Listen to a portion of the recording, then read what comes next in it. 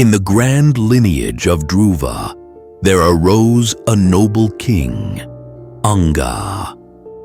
He was a ruler of virtue, one whose heart was tuned to the hymns of the Vedas. Under his just reign, earth blossomed. The rivers were full, the forests green, and the gods themselves poured blessings upon his land. But destiny, as ever, had its darker design. His queen, Sunita, was the daughter of Mrityu, Death himself, and from this union was born a son. One who carried not the brilliance of his father, but the shadow of his mother's lineage. His name was Vina. When Vina became king, righteousness perished. Sacred fires were extinguished. Vedic chants fell silent, and the land trembled beneath his arrogance. He forbade yagnas, mocked the scriptures, and declared himself the only God to be worshipped. The sages, the guardians of eternal Dharma, came to him. They pleaded to return to the path of righteousness. But pride had deafened his ears. His soul was swallowed by its own darkness. And so, the sages, wielding the power of mantras, struck him down. Vina fell, and with his death, earth lost its tyrant, but also her king. And a realm without a king, the Vedas warned, can never thrive. The seven seers, the Saptarishis, then resolved upon a divine act. From the very body of Vina, they would harvest a new ruler.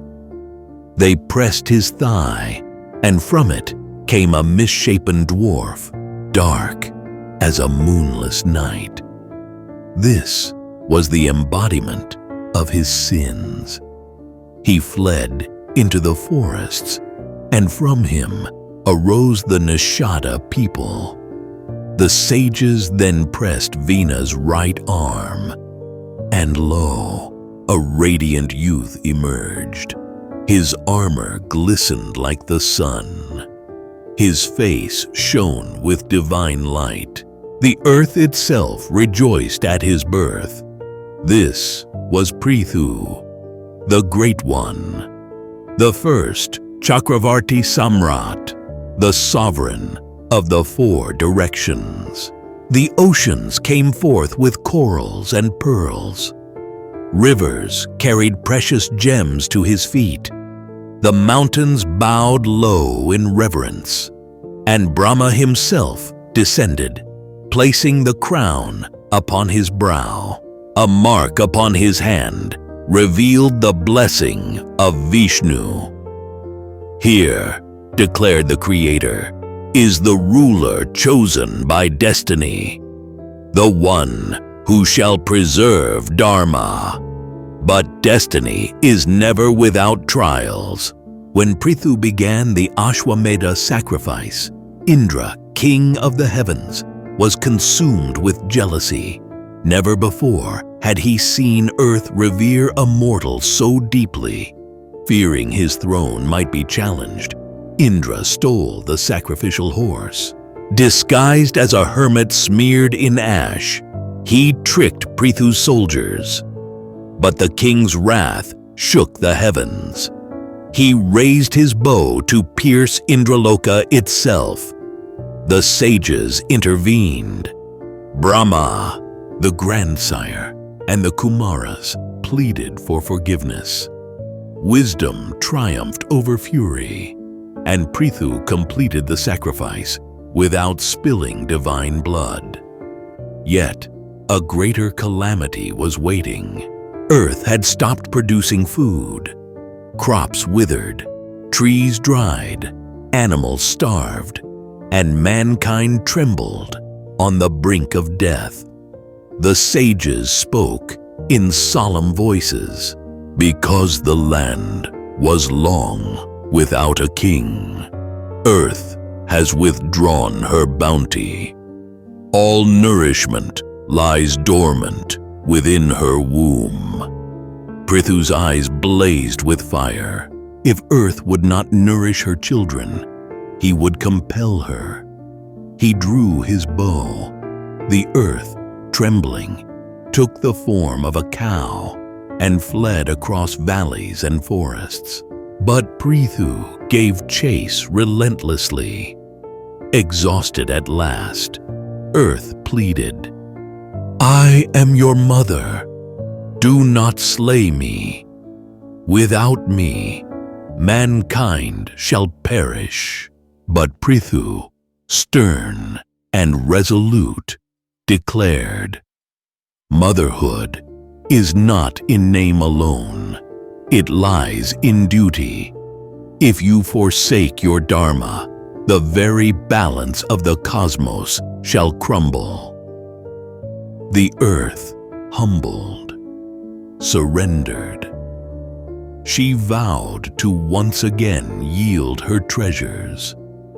Yet Prithu's vision soared higher. He knew mankind could not forever depend on the whims of rulers. He resolved to teach them self-reliance. With his arrow he leveled mountains, carved fertile plains, and released seeds from Earth's womb.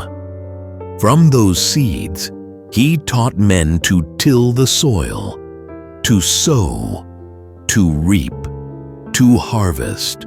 Villages rose, granaries filled, and mankind for the first time grew its own food. Thus was born agriculture, and Earth herself took a new name in honor of her preserver. From that day, she was called Prithvi. Prithu was not merely a king. He was a nurturer, a preserver, a giver of life. He transformed mankind from helpless dependence to cultivators of destiny. The story of Prithu teaches us this eternal wisdom. True leadership lies not in power, but in service, not in ruling lives, but in sustaining them.